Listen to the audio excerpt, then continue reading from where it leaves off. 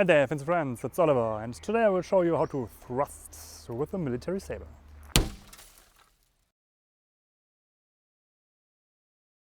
There's an old video where we show all 9 thrusts of Christmann's military saber system. And James from Heartland Hema asked me when to do these thrusts. So which situation would be which thrust good or not good?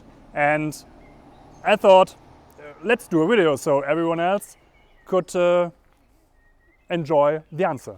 So we start with the Terzstoß, which is in Flankenmotion.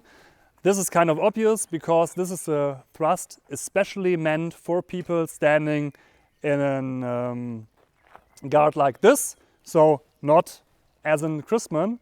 And then you bind here and thrust on his chest from the outside. So I guess it's obvious, so we skip the detail, but there are 8 thrusts to continue. So we start with the guard in Christmann. So if he stands on guard, you have an outside which is totally closed. So if I thrust here, it wouldn't hit anything. So I would have just the opportunity to to thrust inside. So if I'm here, even without the parry, this would go away. And this is where, this is where the thrust in quart comes in. So in quart, you just put your blade in quart position. And this has not, maybe we change saber so you could see it better. If I have a saber like this and we stand here on guard, I would thrust in second.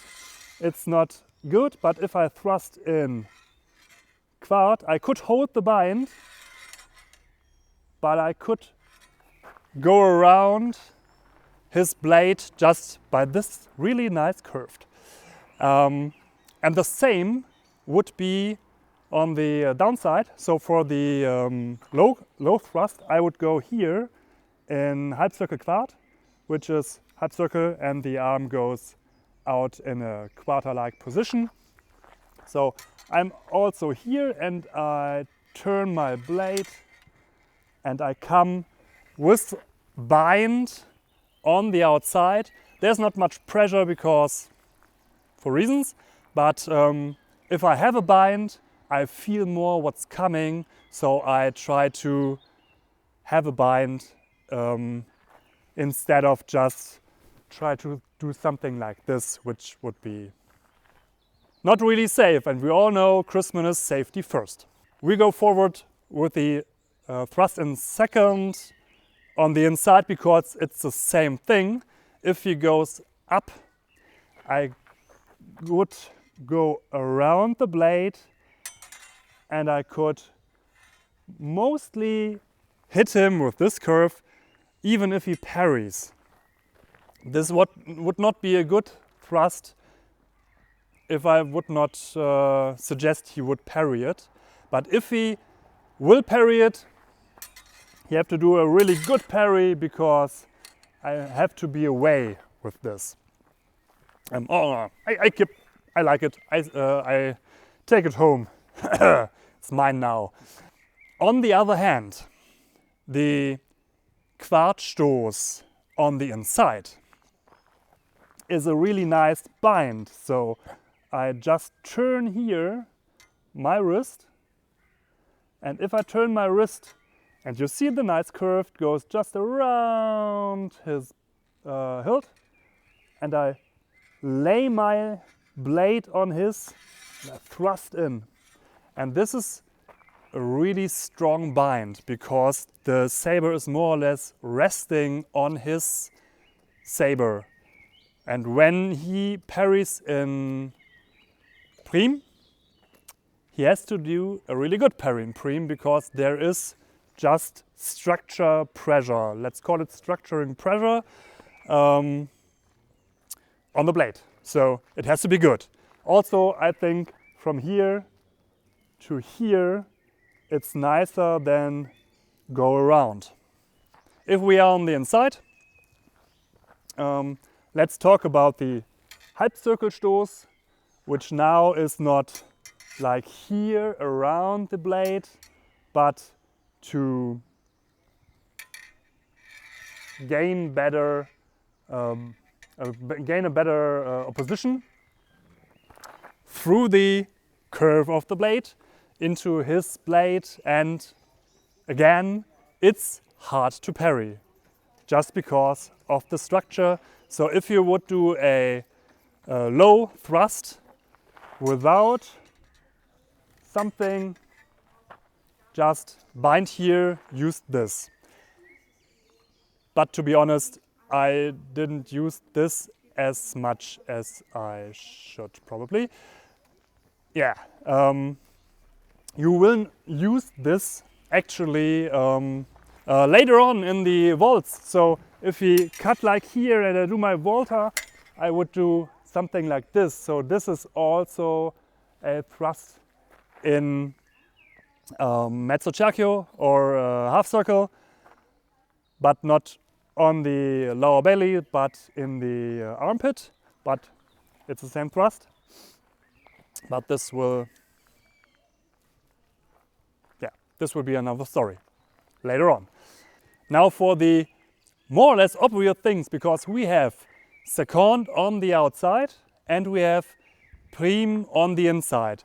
High and low is just your choice. If you want to thrust high, thrust high. If you want to thrust low, your choice. But they are the most thrusts you will need if you have done a parry before. Because if he cuts my inside, I'm parrying here and I'm in prime. So I thrust in prime. If he cuts my outside, I parry in second, so I thrust in second. So you have always this setup for a nice riposte, for a nice thrust. Just parry second, thrust second, parry prime, thrust prime. So when you think about the parry, and you have seen the video on the parries, there are the parries with the leaning, so the Vorbiegung. If he cuts my outside and I lean and intercept with the thrust in the parry, you see it hits here and it binds also the arm. So his arm would more or less lying on the blade, and yeah, he won't come more down. So it's like in any other vault, as I told you before, with the half circle motion. The Christman's guard is with the outstretched arm. So if I cut or if I thrust, it's really, really fast. And a thrust in second is the fastest you can do.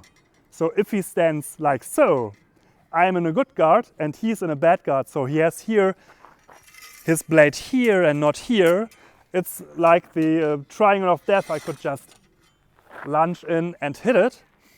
This would be the best attack you can ever have. And every thrusts, like I could do here my heap and quart, or I could just hear my thrust and quart.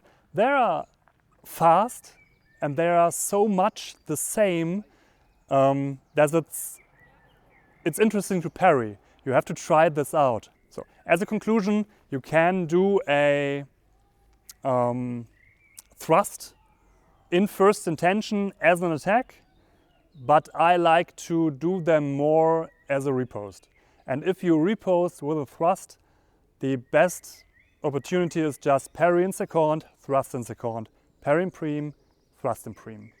And this is so fast, and you already had a good bind, a good opposition. It's hard to parry for the opponent. I hope this answered your question very well. If there are other questions or from other viewers, write in the comments, I will have a look at it. We will try to answer it. And yeah, what should I say?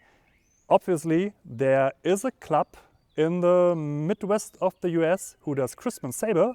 So if you're living in the US, give this a try. And I will now take my new saber home. So see you in the next video.